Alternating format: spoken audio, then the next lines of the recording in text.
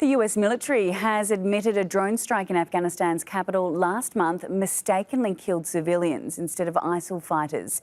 10 people, including 7 children, died in the attack in Kabul.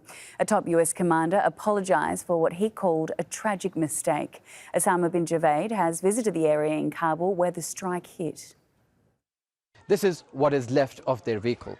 We can see memorabilia of those children, their toys scattered here, some of the water containers which the driver of the car was putting in, as it was reported earlier by the US forces that this was a terrorist. Now we know from the United States that it was a strike which was wrongly done against a civilian family. We've been speaking to family members who've been telling us that they are looking for compensation from the United States. They want justice for their family members, and if possible, those who have remained in this compound want to leave Afghanistan.